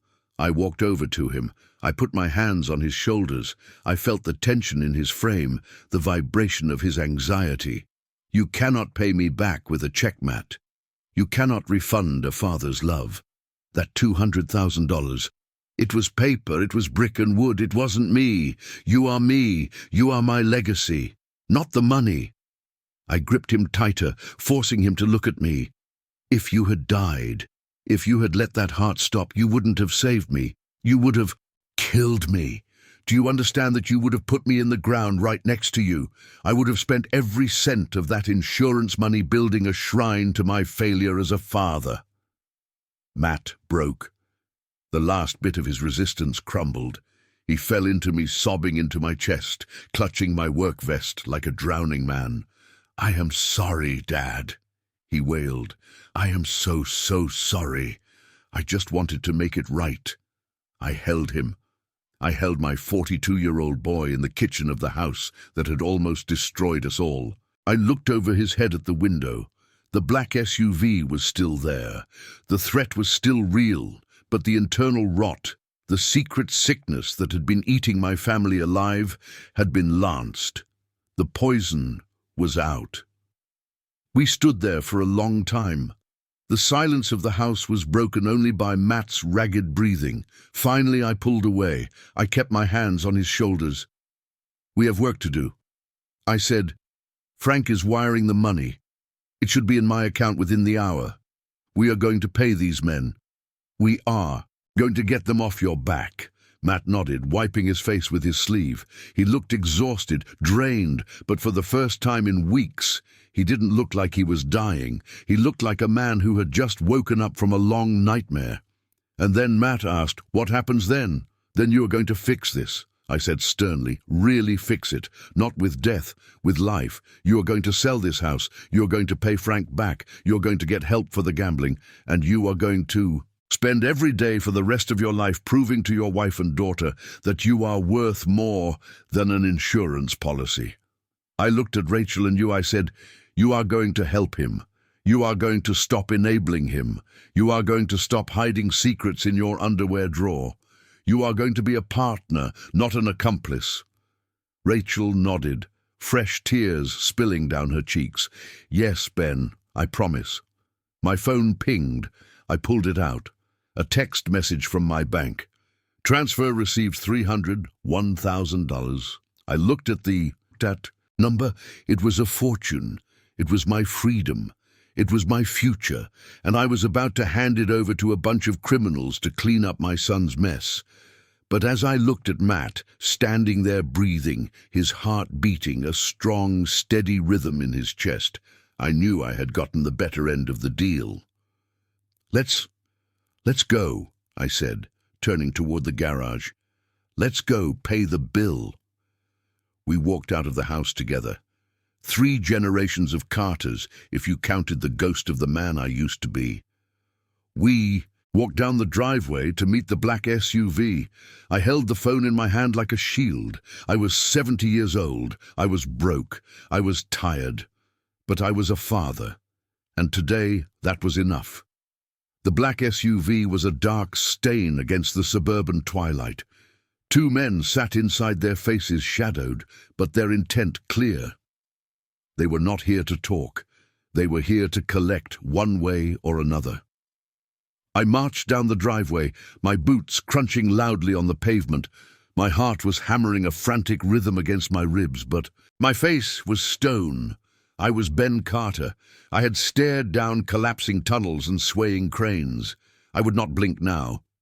Matt trailed behind me, his steps heavy with terror. I could hear his ragged breathing. He looked like a man walking to his own execution. Rachel stood on the porch, clutching her chest, her eyes wide with panic. The passenger window of the SUV rolled down with a low hum. A man looked out. He had a face like a clenched fist, scarred and hard. "Who are you?" he asked. His voice was like gravel in a mixer. "I am his father," I said, stopping 3FT from the car, "and I am here to settle the account." The man laughed. It was a dry, humorless sound. "Unless you are Santa Claus, old man, you do not have what we need. Your boy owes us 300 large, and the clock is ticking." Matt stepped forward, his voice trembling. "Please just leave my family out of it. I need more time." "We do not give time," the man said, opening the door. He stepped out. He was big, towering over me. He took a step toward Matt, his hand reaching into his jacket. I stepped in between them. I planted my feet. I felt the arthritis in my knees flare, but I ignored it. I said, "I am settling it," I growled. "Right now, wire transfer. Give me the routing number." The man stopped. He looked down at me, sizing me up. He saw the work clothes, the grey hair, the fire in my eyes. He smirked. "Okay, Pops. You want to play hero? Go ahead." He recited the numbers. I pulled out my phone. My fingers were steady as I punched them into my banking app. $300,000. It was everything Frank had just loaned me. It was my freedom. It was my dignity. It was the rest of my life enslaved to a debt I did not create. Matt grabbed my arm. "Dad, don't." He whispered, his eyes wide with horror. "You can't do this. You can't work for the rest of your life. It is too much. I am not worth it." That is when I lost it. The rage, the fear, the exhaustion, it all boiled over. I turned and I slapped him. It was not a gentle tap. It was a hard, stinging slap across the face that echoed in the quiet street. Matt stumbled back, holding his cheek, shocked. "Shut up!" I yelled. "Don't you ever say that again. Your life is not cheap. It is not something you trade for a condo in Florida. It is not something you throw away because you are scared." I grabbed him by the shirt, pulling him close. "I built skyscrapers, Matt. I poured concrete until my hands bled. I did that so you could live, so you could have a life. And I will work until I die, if that is what it takes to keep you breathing. Do not insult my sacrifice by telling me you aren't worth it." Matt stared at me, tears welling up again. He finally understood. This wasn't about money. It was about value. And to me, he was priceless. I turned back to the man. I hit confirm. "It is sent," I said. The man checked his phone. A few seconds of agonizing silence passed. The wind rustled the leaves. My heart pounded. Then the man nodded. The smirk vanished, replaced by a flicker of respect. "It is there," he said. "Clear." He got back in the SUV. "Tell your boy he is lucky," he said through the window. "Most guys don't have a daddy like you." The SUV backed out and drove away, disappearing down the street. The threat was gone. The sharks had been fed. I let out a long breath, my shoulders sagging. The adrenaline left me, and suddenly I felt every day of my 70 years. I was tired. So tired, Dad. Matt whispered. "Where did you get that money? Who gave you $300,000? I looked at him. I looked at the house. I looked at the sky. "Frank," I said. I called Frank. Matt's jaw then dropped. "Your old boss, but how I sold him the rest of my life," I said simply. "I promised him I would run his sites. I would train his crews. I would handle his safety inspections. I told him I would work for free until the debt is paid." "But Dad," Matt cried, "you are 70. You can't work like that anymore. It will kill you." "Maybe," I said, "but I will die standing up. I will die working, and I will die knowing my son is alive to raise his daughter." I walked over to the porch where Rachel was standing. She looked at me with awe. She had been ready to kill her husband to save her daughter. She had seen no other way, and I had just shown her that there is always another way if you are willing to pay the price. "It is done," I told her. "They are gone." Rachel burst into tears again, reaching out to hug me. I let her. I held them both, my son and his wife, right there in the driveway. We were a mess. We were broke. We were broken. But we were alive. "I am sorry," Matt kept saying. "I am so sorry." "Sorry doesn't pay the rent," I said, pulling away. "We have work to do, real work." I looked at Matt. First thing tomorrow, we are listing this house. You are going to sell it. You are going to take whatever equity is left and you are going to pay off your credit cards. You are going to move into an apartment, a small one you can afford. Matt nodded vigorously. Yes, absolutely. Anything. And you? I said to Rachel, you are going to get a job. I don't care if it is bagging groceries or filing papers. You are going to contribute. No more secrets, no more hiding in the bedroom. I will, Rachel promised. I will start looking tomorrow. And Matt, I said, my voice dropping low, Gamblers Anonymous, starting tonight. If I find out you bet on so much as a coin toss, I will personally drive you to the police station. I promise, Dad, Matt said. I am done. I swear. I looked at them. They were scared. They were ashamed. But they were listening. For the first time in years, they were actually listening. I walked back to my truck. I needed to sit down. My legs were shaking. I had just signed away my freedom. I had just committed to years of grueling labor when I should be resting. But as I looked back at my son, who was holding his wife alive and safe, I knew I had made the trade of the century. I had bought my son's life for the price of my own comfort. It was a bargain. I climbed into the truck. I looked at my hands on the wheel. They were old hands, weathered, scarred, but they were strong hands. Hands that could still work. Hands that could still build. I started the engine. I had a shift tomorrow, a long one.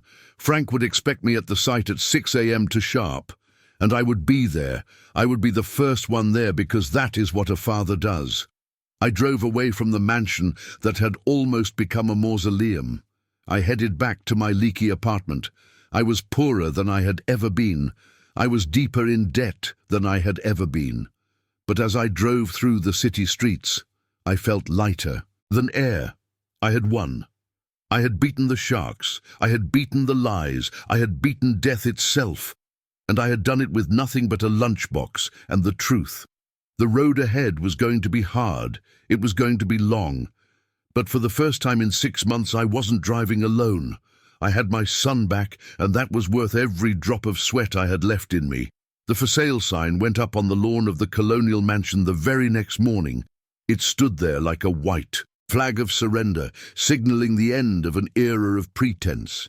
We listed it for $1.1 million, priced for a quick sale.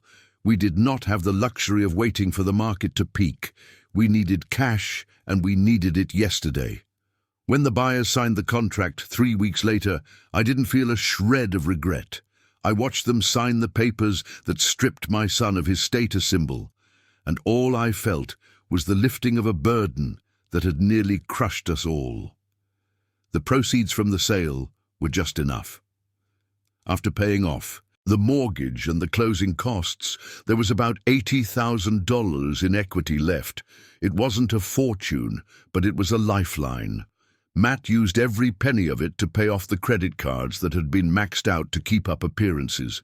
He cleared the smaller debts, the ones that didn't involve guys in black SUVs, but still kept him awake at night. They moved out the following weekend. No more marble floors, no more 3-car garage. They rented a 2-bedroom apartment in a complex about 5 miles away. It costs $200 a month. It has beige carpets and thin walls, and the view is of a parking lot but not a manicured garden. But it is honest. For the first time in his adult life, my son is living within his means. The changes didn't stop with the address. Matt started Gamblers Anonymous the night I paid off the sharks. He goes 3 times a week. I drive him there myself on Tuesdays, just to make sure he walks through the door. He sits in a circle of broken men and admits he has a problem. It is not easy for him. I see the shame in his eyes every time he raises his hand to speak. But shame is better than death. He's still working as an accountant, but he picked up a second job doing tax prep on the weekends to help pay me back. He looks tired, he looks worn down, but he also looks solid, like a man who finally has his feet on the ground instead of his head in the clouds. And Rachel, the woman I thought was a monster, turned out to be the one who surprised me the most. She didn't run. She didn't divorce him when the money dried up. She got a job. She works at a bakery now, starting at 4 in the morning, kneading dough and frosting cakes. Her hands, once perfectly manicured, are now dusted with flour. Real flour this time, not the poison she used to pack. She comes home smelling like yeast and sugar, her feet aching, but she pays the grocery bill with her own money. She sold her designer bags. She sold the jewelry. She stripped away the facade of the perfect housewife and found a real woman underneath. As for me, life has settled into a rhythm that is both brutal and beautiful. I'm 71 years old now. My alarm goes off at 4:30 every morning. My joints are stiffer than they used to be. It takes me a good 10 minutes just to get my boots laced up because my fingers are swollen from arthritis. I drive to the site in the dark, sipping lukewarm coffee from a thermos. Frank kept his word. He put me back on the payroll as a senior site safety manager.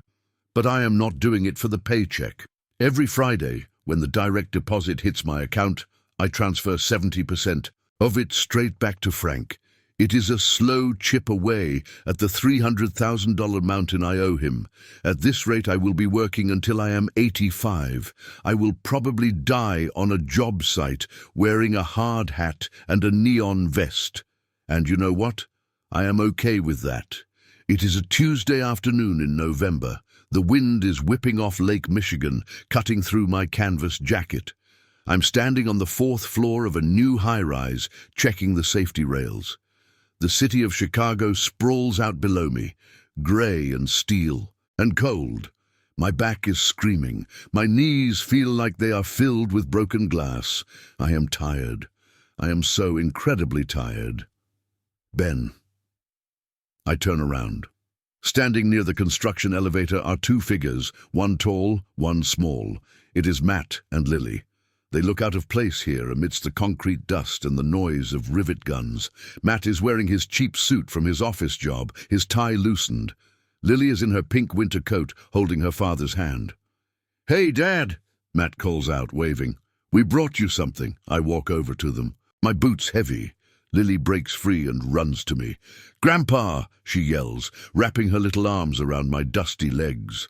I hug her tight, smelling the strawberry shampoo in her hair. It is the best smell in the world, better than money, better than retirement. "Rachel is working a double shift," Matt says, walking up to us, "so I picked up the munchkin and we thought we would bring you lunch." He holds out a metal lunchbox. It is red. My old red lunchbox. I take it. It feels heavy, solid. "I checked it twice," Matt says, a small, sad smile playing on his lips.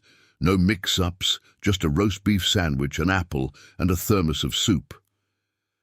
Rachel made it this morning before she left. I look at him. He looks healthy. His color is good. His eyes are clear. The shadows that used to haunt his face are gone, replaced by the fatigue of an honest man working hard to fix his mistakes. He is not the rich, successful son I bragged about 2 years ago. He is a broke, recovering addict living in a rental. But he is alive. He is standing here. "Thanks, son," I say, my voice thick. I sit down on a stack of lumber. Matt sits next to me. Lily climbs onto my lap, stealing the apple from the lunchbox. We eat together, surrounded by the skeleton of a building that is just starting to rise. I look at my hands. They are old. They are scarred. They will never hold a golf club in Florida. They will never steer a boat on a lake in retirement. They will hold hammers and drills and safety clipboards until they can't hold anything anymore. I have lost my golden years. I have lost my financial freedom. But then I look at Matt laughing as he wipes a smudge of dirt off Lily's nose. I look at the way he breathes deep and easy, his heart beating a steady rhythm in his chest. The heart that should have stopped. The heart I restarted with a stolen key and a desperate gamble. I realized something then. We spend our lives trying to build things, houses, bank accounts, legacies. We think that is what makes us fathers. We think providing is about the check we write, but it isn't. Providing is about being the wall that stands between your children and the storm. It is about being the safety net when they fall, even if catching them breaks your own back. I took a bite of the sandwich. It tasted like roast beef and horseradish. It tasted like life. I am Ben Carter. I am 71 years old. I have $300,000 of debt and a bad back. I am the poorest man on this construction site. But as I sat there watching my son and granddaughter, I knew I was the richest man in Chicago. I had thought my daughter-in-law was trying to kill my son. The truth was worse. My son was trying to kill himself to save me. He thought his death was the only gift he had left to give. But he was wrong. His life was the gift. Sometimes being a father doesn't mean you get to rest. Sometimes it means you have to pick up your tools again when you are tired and old. It means you have to carry the weight of their mistakes on your shoulders because yours are the only ones strong enough to bear it. And as I watched the sun glint off the steel beams, I knew I would do it all again. I would sell the house again. I would break into the bedroom again. I would sell my life to Frank again. I would do it all again in a heartbeat because that is what we do. We build, we repair, we save. And in the end, that is the only legacy that matters. Life has taught me that a father's greatest legacy isn't the balance in his bank account, but the wall he builds to shield his children from the storm. I lost my retirement and must work hard at 70, but I have no regrets. Money can be earned again, but my son's life cannot. Sometimes love isn't giving your children what they want. It's doing what is necessary to save them, even if it means sacrificing the last bit of peace you have. That is the true, unshakable meaning of family. If this story of sacrifice and a father's undying love touched your heart, please hit the like button and subscribe to the channel right now. Don't forget to share your thoughts below. Would you be willing to sacrifice your entire future to save your child from their own mistakes? See you in the next